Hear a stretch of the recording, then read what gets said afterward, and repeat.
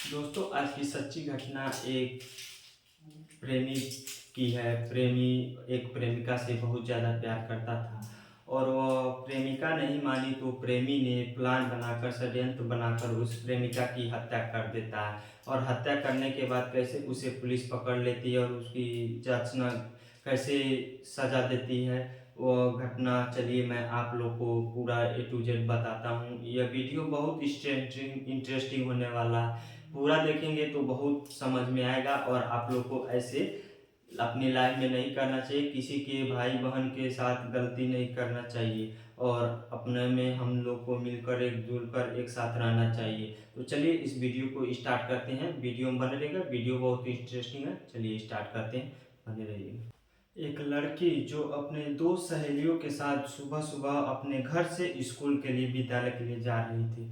पर जैसे ही गांव से बाहर सड़क पर जाती है, बीच सड़क में जाती है, एक लड़का उसका रास्ता रोक लेता है और फिर उसे जबरदस्ती एक झाड़ियों में ले जाता है गांव के, और उसके ऊपर एक तेजधार हथियार से कई बार वार करता है उसके शरीर पर, जिसकी वजह से उस लड़की की उसी जगह पर मौत हो जाती है।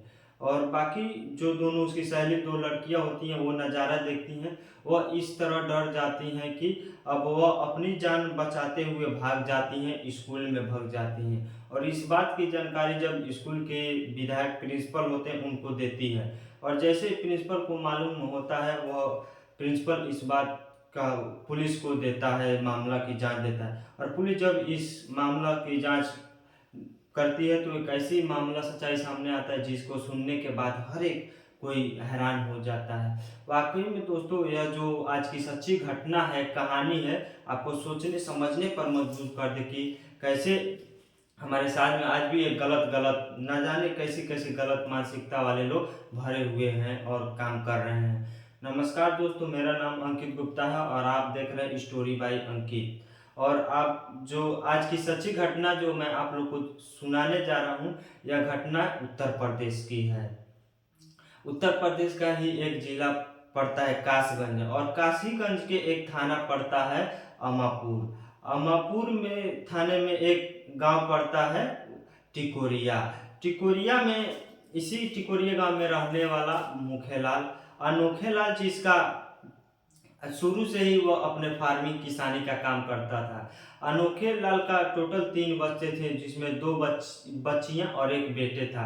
बड़ी बेटी का नाम अनीता और बेटा का नाम सुनील, और सबसे छोटी बेटी का नाम अनीता थे। और अनोखेलाल की पत्नी की कुछ दिन पहले ही मौत हो चुकी थी। अनोखेलाल की पत्नी कुछ दिन पहले मौत हो चुकी थी। उसके बाद अनोखेलाल बहुत कड़ी मुश्किल के साथ अपने बच्चों को पालता था। इधर अनीता की माता की मौत जब मौत हो जाती है तब वो अपनी पढ़ाई छोड़ देती है और घर की सारी जिम्मेदारी अपने सर पे ले लेती है। अनोखेलाल जो अपनी छोटी बेटी पूजा के साथ बहुत मोहब्बत करता था, बल्कि उसे पढ़ा लिखा कर वह सरकारी टीचर बनाता चाहता था। पूजा जो जितने में दिखने में बहुत ही ज़्यादा खूबसूरत थी और पढ़ने में भी। धीरे धीरे जब समय गुजरता गया, समय बीतता गया, आखिर समय के अनुसार अनोखे लाल अपने बड़े बेटी की शादी कर देता है। लेकिन पूजा जैसे ही जवानी के दहलीज पर कदम रखती है, पूजा की कदम गलत नजरों पर जाने लगता है। दरअसल पूजा के गांव का ही एक लड़का, जिसका नाम होता है कुंभी, गंभीर, जिसकी उम्र 22 साल होती है, जो अपने ही इलाके से 10 तक की पढ़ाई किया रहता है, यानी मैट्रिक। करणवीर, जिसके पिता का नाम ओम सिंह होता है, और उसका बड़ा भाई जिसका नाम मुकेश होता है। मुकेश जो अपने पिता के साथ ही खेती बाड़ी का काम करता था और किसानी का काम करता था। करणवीर जब पूजा को देखता है, उसकी खूबसूरती देखता है, तो वो पहले नजर में दीवाना हो जाता है। उसके बाद कुंभीर पूजा का पीछा करने लगता है और कई दिनों तक पूजा का पीछा करने लगता है। तब पूजा को भी समझने में देर नहीं लगता है कि कुंभीर वो उसे पसंद करने लगा है। दरअसल कहीं ना कहीं पूजा भी कुंभीर को पसंद करने लगती है, प्यार हो जाता है। आखिर कुछ दिन समय गुजर जाता है तो एक दिन कुंभीर अपना हिम्मत जुटाकर पूजा से अपने दिल की बात कह देता है। जब पूजा भी बहुत बेसब्री से उस पल का इंतजार कर रही थी बोलने के लिए। कुंभीर जैसे ही अपने प्यार का इजहार करता है, पूजा भी उसके प्यार को स्वीकार कर लेती है, एक्सेप्ट कर लेती है। उसके बाद कुंभीर और पूजा के बीच प्रेम प्रसंग शुरू हो जाता है। लेकिन कुंभीर और पूजा के घर वालों के बीच में कई सालों से पुरानी रंजिश के चलते दुश्मनी चल रही थी। दरअसल कई साल पहले कुंभीर के पिता ओम सिंह पूजा के दादा की हत्या मर्डर कर चुके थे, जिसकी वजह से ओम सिंह जेल भी गए थे, सजा भी हुई थी, पर कुछ साल पहले ही बेल पर छूटकर घर आया था। हालांकि इस बारे में पूजा और कुंभीर दोनों को मालूम होता है, लेकिन इसके बावजूद भी कुंभीर सिंह और पूजा के साथ प्रेम प्रसंग शुरू हो जाता है। और प्रेम प्रसंग के अनुसार इन दोनों में इतना गहरा प्यार हो जाता है कि आखिर एक दिन वो भी समय आता है जब कुंभीर और पूजा के बीच में संबंध बन जाता है, शारीरिक संबंध। लेकिन जैसे ही कुछ दिन का समय गुजरता है, एक दिन एक बात की जानकारी पूजा के पिता को पता चल जाता है। अनोखे लाल को जैसे पता चल जाता है कि उनके दुश्मन के साथ ही उनके बेटी का प्रेम प्रसंग चल रहा है। यह जानकर अनोखे लाल बेहद ही उदास होता है। अनोखे लाल जैसे ही अपने घर पर पहुंचता है, पूजा को बहुत बोलता है और फटकार लगाने के बाद अनोखे लाल को एकदम यकीन होता है कि उसकी बेटी समझदार हो चुकी है, समझ चुकी। लेकिन पूजा को जब मालूम चलता है कि मेरे पिता को मालूम जब हो चुका है, तो वह जानकर पूजा भी परेशान हो जाती है। अगले दिन वह कुंभीर से मुलाकात करती है। वह उसे समझाते हुए कहती है कि वाकई में तुम हमें चाहते हो कि एक ही साथ जिंदगी भर रहें, तो बेहतर है कि तुम एक सरकारी नौकरी पा जाओ, क्योंकि जैसे ही तुम अपने जीवन व्यतीत कर रहे हो, वह मेरे परिवार के लोग किसी भी शर्त पर नहीं शादी करने देंगे। इधर कुंभीर भी पूजा के लिए कोई भी कदम उठाने का चल सकता था। पूजा जैसे ही कुंभीर को समझाती है, वह अपने ही इलाके में पैसा के लिए काम ढूंढना शुरू कर देता है। कुंभीर अपनी तमाम कोशिश करने के बाद भी कुंभीर को कोई ढंग का काम नहीं मिलता है, नौकरी नहीं मिलता। इसलिए कुंभीर गुजरात के सूरत में चला जाता है, एक नौकरी की तलाश में उसका शहर में चला जाता है। सूरत ही शहर में कुंभीर के गांव के कई सारे लड़के रहते थे। कुंभीर अपने दोस्त के साथ सूरत शहर में जाता है, तो वहीं में एक प्राइवेट कंपनी में नौकरी लग जाती है। ठीक ठाक अच्छा पैसा कमाता है, वर्कर बन जाता है। और वहां पर जैसे ही रहना शुरू हो जाता है, कुंभीर और पूजा के बीच फोन से बात शुरू होने लगता है। शुरू में बात तो बहुत बेहतर से गुजरता है, लेकिन जैसे ही समय गुजरने लगता है, धीरे धीरे पूजा कुंभीर से बात करना कम कर देती है। और आखिर एक दिन एक ऐसा समय आता है जब पूजा अपना मोबाइल नंबर स्विच ऑफ कर लेती है, जैसे ही मोबाइल नंबर स्विच ऑफ हो जाता है, कुंभीर काफी ज्यादा उदास परेशान हो जाता है। उसे समझ में नहीं आता है कि आखिर पूजा के साथ हुआ तो हुआ क्या है, और उसने अपना मोबाइल नंबर क्यों बंद कर दिया। लेकिन तभी 2 दिन बाद कुंभीर के गांव का एक लड़का सूरत जाता है, और जैसे ही वहां जाता है, वहां पर पहुंचता है, तो कुंभीर सबसे पहले उस लड़के से पूजा के बारे में पूछता है। और लड़का भी कुंभीर को जवाब देते हुए कहता है कि पूजा को कुछ भी नहीं हुआ है, वह तो मजे में खुश रह रही है और पढ़ाई कर रही है सरकारी नौकरी के लिए। गांव के लड़का जैसे ही ये बात को जवाब देता है, तो कुंभीर आनंद फानन में सूरत में इतना अच्छा नौकरी छोड़कर अपने घर चला जाता है, गांव चला आता है। और जब अपने गांव पहुंचता है, तो अपने घर वालों से झूठ बोलकर कि वह छुट्टी लेकर आया है।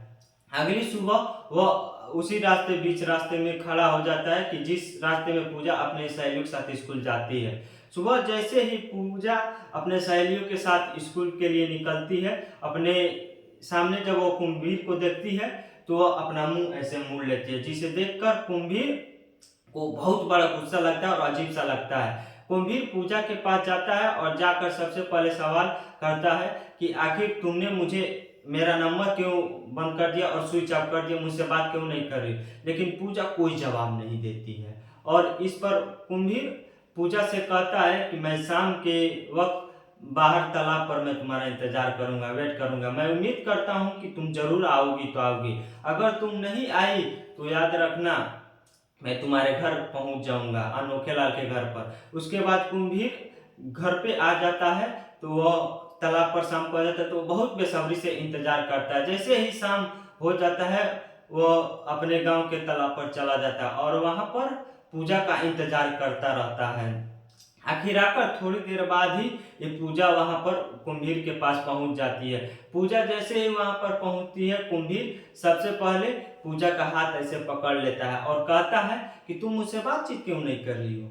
तो इस पर पूजा कुंभीर से जवाब देते हुए कहती है कि मेरा एग्जाम नजदीक आ चुका है और मैं एग्जाम सरकारी नौकरी की तैयारी कर रही हूँ, इसलिए मुझे समय नहीं मिला बात करने के लिए। जैसे ही मुझे समय मिलेगा मैं तुमसे बात कर लूंगी। तो बस इतनी सी बात कहने के बाद पूजा कुंभीर से अपना हाथ छुड़ा देती है और अपने घर चली जाती है। और लेकिन क्या होता है कि पूजा जैसे ही इस बात से घर जाती है, उसकी बेरुखी देखकर वह उसी तरफ बेचैन हो उठता है। कुंभीर को उसी वक्त शक हो जाता है कि शायद पूजा किसी और के साथ प्रेम प्रसंग चल रहा और किसी और को चाहती है। लेकिन कुंभीर जब पता लगाने का कोशिश करता है, आखिर आकर कुंभीर को यह पता चल जाता है कि पूजा की एक किसी और लड़के के साथ प्रेम प्रसंग कर रही है, चला रही है, जिसका नाम संजय है। संजय जो अलीपुर गांव का रहने वाला था, उसके बगल इलाके का। जैसे ही संजय के बारे में सच्चाई मालूम चलता है कुंभीर को और पूरी रात गुजरता है, तो अगले दिन फिर उसी रास्ते में कुंभीर कुंभीर पहुंच जाता है और पूजा का इंतजार करने लगता है। पूजा जैसे ही वो अपने सहेलियों के साथ स्कूल में बीच रास्ते पर पहुंचती है, तो कुंभीर वो उसका हाथ पकड़ लेता है और कहता है कि मुझे तुम्हारी बारे में पूरी सच्चाई जान चुका हूँ। मैं चाहता हूँ कि तुम संजय को छोड़ दो और वापस से फिर से मेरी जिंदगी में आ जाओ पूजा, क्योंकि मैं वाकई में मैं तुम्हारे बिना जिंदगी में नहीं रह सकता, सुसाइड कर लूंगा, आत्महत्या कर लूंगा। जैसे ही यह बात कहता है तो पूजा इस गुस्से में आ जाती है और गुस्से में कुंभीर को अपना हाथ छुड़ा कर कहती है कि तुम कौन होते हो मेरा फैसला करने वाले कि मैं किसके साथ रिश्ता रखूं और किसके साथ नहीं रखूं, किसके साथ बात करूं और नहीं करूं। आज के बाद से तुम्हारा और मेरा कोई रिश्ता नहीं है। मैं उम्मीद करती हूं कि आज के बाद से तुम मुझे कभी परेशान भी नहीं करोगे, और अगर तुमने मुझे परेशान करने की कोशिश की तो मैं सिर्फ तुम्हारे पुलिस में शिकायत कर दूंगा और पापा से भी शिकायत कर दूंगा। इतनी बात कहने के बाद पूजा स्कूल जाने के बजाय घर में आ जाती है और गुस्से में सारी बात अपने पापा को बताती है। और इधर अनोखे लाल को जैसे ही मालूम चलता है, उसी वक्त कुंभीर के घर पे पहुंचता है और ओम सिंह से उसके बेटे की गलत बातों का शिकायत करता है अपने बेटी के बारे में। ओम सिंह को जब इसके बारे में पता चलता है कि पूजा के बारे में वो मेरा बेटा परेशान करता है, तो वो गुस्सा में आ जाता है। तो वह कुंभीर को बुरी तरीके से पिटाई कर देता है। इस पिटाई को खाने के बाद कुंभीर सही रास्ते के आने के वजह चलने के वजह वो गुस्से में आ जाता है। वह दरअसल कुंभीर उसी वक्त यह सोच लेता है कि अगर पूजा मेरी से प्यार नहीं करेगी, मेरी नहीं हुई, तो वह इस दुनिया में किसी की नहीं हो पाएगी। तो गुस्से में वह कुंभीर गुस्से को में वह पूजा को जिंदगी भर में हटाने को सोच लेता है और फिर पूजा को इस दुनिया से हटाने के लिए एक षड्यंत्र रचता है और प्लान बनाता है। और इसी प्लान बनाने के समय 17 अक्टूबर को समय एक हथियार लेता है और उसी रास्ते पर खड़ा हो जाता है और उसी रास्ते में पूजा का इंतजार करने लगता है। हर रोज की तरह पूजा अपने दो सहेलियों के साथ स्कूल जा रही थी और निकलती है साइकिल से। कुंभीर जबरदस्ती पूजा का हाथ पकड़ लेता है और खींचते हुए झाड़ियों में ले जाता है जंगल में, और फिर उसे उसी हथियार से एक से कई सारे वार करता है। और इधर पूजा कई बार दर्द अपने महसूस नहीं कर पाती, रोक नहीं पाती, वह अपनी जिंदगी से रहम की भीख मांगती है भगवान से। लेकिन पूजा के बारे में, कुंभीर के बारे में कैसा मन चलता है कि पूजा के बाद एक भी उसके बारे में पूजा के पास पहुंच नहीं रही। आखिर वह इतने हथियार से कैसे वो पूजा के शरीरों में हथियार ऐसा ऐसा हथियार वार करता है कि पूजा की तुरंत उस पर मौत हो जाती है। पूजा के सहेलियां जैसे ये सब देखती है, वो वहां से भाग जाती है और स्कूल में पहुंचती है और इस बात की जानकारी स्कूल के प्रिंसिपल को देती है, प्रबंधक को देती है।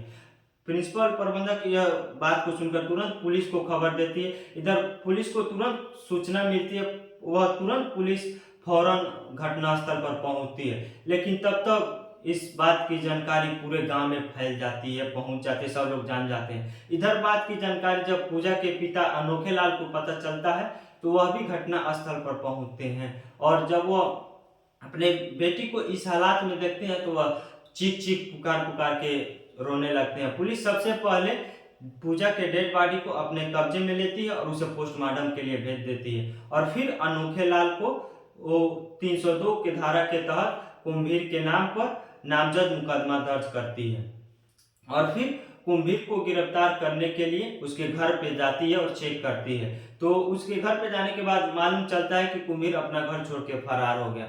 उसके बाद पुलिस कुंभीर को ढूंढना शुरू करती है और उसे चारों तरफ घूमती है। आखिर जैसे 3-4 दिन का समय गुजरता है तो एक खबर के तैयार पर पुलिस उस लोकेशन पर जाती है और वहां से कुंभीर को गिरफ्तार कर लेती है और थाने में ले आती है। पुलिस जब कुंभीर से पूजा की हत्या के बारे में पूछती है तो कुंभीर तो बोलता है कि किसी शक्ति से जवाब से वो अपना जुर्म कबूल कर लेता है और वह बोलता है कि मैं इसलिए मौत किया।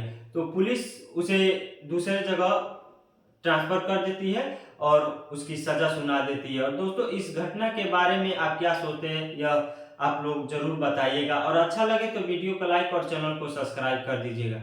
और आप लोग से निवेदन है कि जितने भी लोग मेरे वीडियो को देखते हैं अगर उनको अच्छा लगता है तो एक कमेंट जरूर कीजिएगा और आप लोग भी ये कमेंट कीजिएगा क्या कुंभीर जो था वो पूजा के साथ सही किया या गलत, आप लोग जरूर बताइएगा कमेंट करके। और ये घटना आप लोग को कैसा लगा, वीडियो अच्छा लगा तो वीडियो को लाइक और चैनल को सब्सक्राइब कर दीजिए। मिलते हैं अगले वीडियो में, तब तक के लिए जय हिंद जय भारत। धन्यवाद आप सभी को इतना सारा प्यार देने के लिए, मेरा सादर बड़ा प्रणाम। आप लोग का आशीर्वाद हम पर सदैव बनी रहा, आप लोग का मैं आभारी रहूंगा और जैसा प्यार दिए हैं वैसे ही आगे भी प्यार देते रहेगा और प्यारा प्यारा अच्छा सा कमेंट करते रहेंगे और यह कहानी अपने दोस्तों को शेयर करते रहेगा ताकि नया नया कहानी आप लोग को मिलता रहे और नया नया जानकारी मिलता रहे। मिलते हैं अगले वीडियो, तब तक के जय हिंद जय भारत। धन्यवाद आप, नमस्कार।